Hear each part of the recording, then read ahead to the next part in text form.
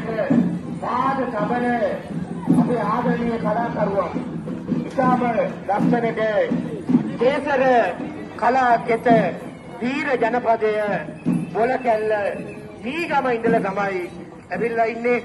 හරි අපූර්වට දෙයක් විහිදවමින් පාද තබමින් තමයි රවුන්ගේ රැගුමන් ඉදිරියට අරගෙන යන්නේ.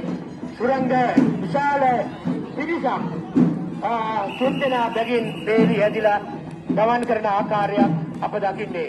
ඔව් දැන් පෙරහැර හරිම ලස්සනට පිළිවෙලකට අපේ ප්‍රධාන සංවිධායකතුමන් ලේකම්තුමන් අපේ ප්‍රදීප මහත්මයා ඇතුළු සියලු දෙනා හරි ලස්සනට මේ කටයුතු දැන් සිදු කරන බව අපිට පේනවා.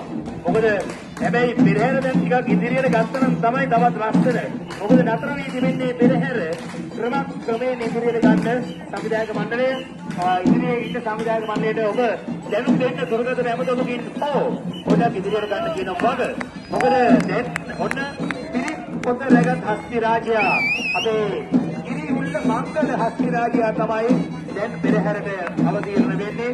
ගිරි උල්ල මංගල හස්ති රාජයා ඔඩ එනව පෙරහැරේ ලස්සනට ඉතින් අනුග්‍රහයක් අපි කියන්න ඕනේ. යෙනුල පුතා 1 2 3 දීවර යාත්‍රා අධිපති දිනේෂ් ප්‍රියදර්ශන සොයිසා මහතා ඇතුළු දීවර පිරිස නොම්බර 72 දුම්රිය මුලපාර මලබිරිය පිරිත් පොත රැගත් හස්ති රාජයා විදිහේ අපිට අනුග්‍රහයක දායකත්වය ලබා දෙනවා. එල්මේ නරචනය නිපයාමේ නඩතුරුව ගිරි උල්ල හස්ති රාජයා පිරිත් පොත රැගෙන හැම දිනාට සෙත් වේවායි ප්‍රාර්ථනා කරමි. කොඩි රැගෙන ආයත පිටිපස්සේ හස්ති රාජයා පිරිත් පොත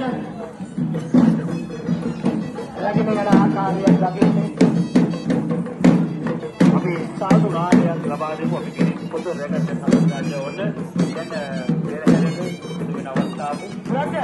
අර ආච්චියම අල්ලගෙන බයික් ගාය.